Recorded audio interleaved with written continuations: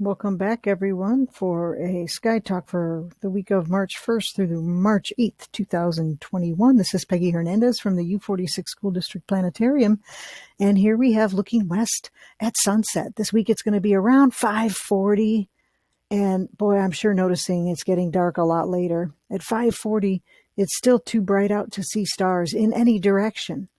If I turn to the left and face south and then over to the east, I call this sunset time, but it's not quite dark enough to see stars. So let's fast forward time a little bit and see how late it has to be for us to see the first objects in our west-southwestern sky.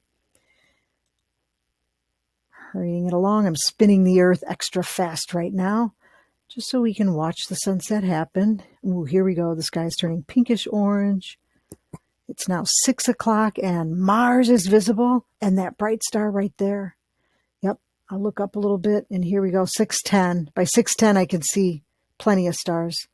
By 6:20, I'd say it's almost dark out. By 6:30, we pretty much have a dark sky except for right along the horizon. So let's go a little bit farther. We'll go to roughly 6:45. And boy, our winter sky is just beautiful. We see lots of satellites going by. That's perfectly normal. And if we just spin a little bit to the left, let's look south-southwest tonight. If we look south-southwest, boy, smack dab in the middle right there is Orion the Hunter. Just can't miss that big rectangle. Follow his belt up and to the right, and you'll get to Taurus the Bull. There's that letter V. Keep going, and you'll bump into Mars. And right above it, the Pleiades. Oh, yeah. This week, Mars and the Pleiades are super close. The Pleiades right there is actually a group of stars. To the naked eye, most people can tell that there's separate stars. If you don't have really good eyesight, it might just look like a blur of stars. If I zoom in a little bit, you'll be able to see it better, that it is a group of stars. The story is that it's the seven sisters. The seven sisters are being chased by Taurus the Bull, which is why Orion is hunting the bull. That's one version of the story of the seven sisters. And if I click on it, sometimes just it comes up. But the seven stars of the Pleiades, this is the logo for a Japanese car maker. Perhaps you've heard of Subaru. And if you think of a Subaru car, or next time you see one, look at the logo for the Subaru on there, and you'll see that it's seven stars, and that's because the seven sisters in Japanese is Subaru, and it really is a group of stars. It really looks like five stars to me, and it is going to be really close to Mars. See, Mars is in orbit. It's going around the sun just like we are. So from one night to the next, Mars always seems to move a little bit compared to the background stars. Let's watch that. Today is March 1st, Monday. Here's where it's going to be on March 2nd at the same time. Here's where everything will be on March 3rd. And no, it's not your imagination. Every single day as we move in our orbit, the stars seem to move down and to the right as we face south. But Mars is actually moving a little to the left. Let's keep going. Here's March 4th. Ready, set, go. Here's March 5th, 6th, 7th, and 8th, a week from today. So Mars is going to go right between Taurus the Bull, that letter V, and the Pleiades, very close to Orion. Here, I'll draw on the lines for you. And here's the characters, if you like to see the characters. Pleiades is actually inside of Taurus the Bull. And then if we back up a little bit, you can see all the other constellations that are nearby, including Gemini the Twins, Canis Major, the big dog. Orion's belt points down to Sirius, the brightest star in the sky, and the big dog. There's the little dog. It's just two stars. And Betelgeuse, Sirius, and Procyon make a triangle. We call it the winter triangle. It's visible from fall to spring. And if we turn all these off, we have the beautiful night sky. If we skim ourselves, spin a little bit to the left, here we are facing east-southeast, and we have the addition of another carnivore in the sky here. We have Leo the lion. Look for that backwards question mark.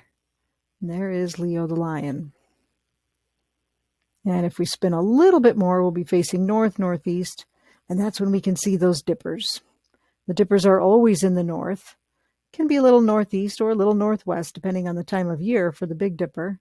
But the last two stars in the saucepan always point to the North Star, and there is Little Dipper. Now, if I go back a little bit, facing sort of east here, there are 4 other planets that we can see in the night sky, except for we can't see them tonight. 4 that are visible if they're in the right position. They're not in the right position. Venus, Mercury, Jupiter, and Saturn are all really close to the sun, and I'd like to fast forward to that so we can watch.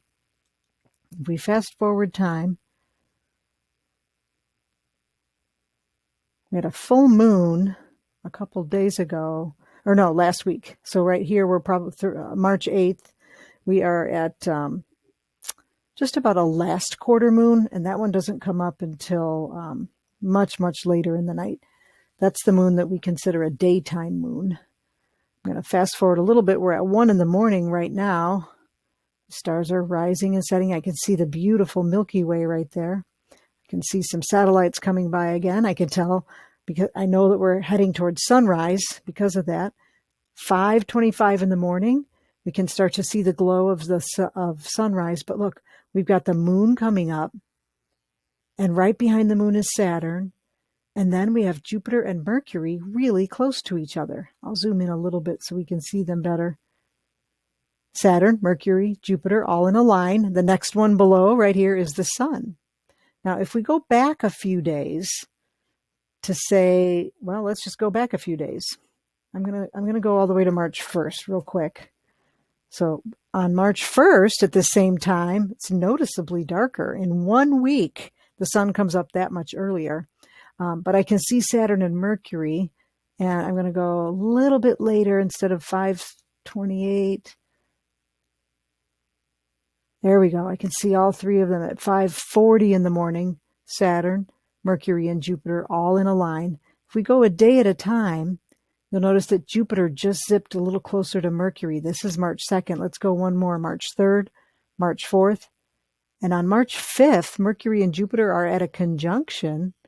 6th, 7th, 8th. By March 8th, we've got the moon coming into view, and Saturn, Jupiter, and Mercury, they have switched places, and the sun is right behind them. And Venus is right next to the sun. It gets so bright out, though. By the time you can see Venus, you're basically blinded by the sun.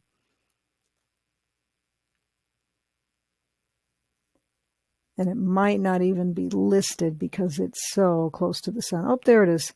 Venus is right next to the sun, not even visible because it's so incredibly close to that bright sun. So here we are back at morning time. Sun's rising in the east. It goes across the sky and it will set in the west. I'm going to back up a little bit, make it look a little more realistic here. The moon goes down at 1 o'clock in the afternoon. It came up at about 1 o'clock in the morning. And the sun will go down on March 8th, probably closer to about 6 o'clock, maybe 5:50 or so instead of 5:42 as it was earlier in the week. So go out, enjoy that Mars zipping in between Aldebaran and the Pleiades this week, and I'll see you next week. Happy sky watching.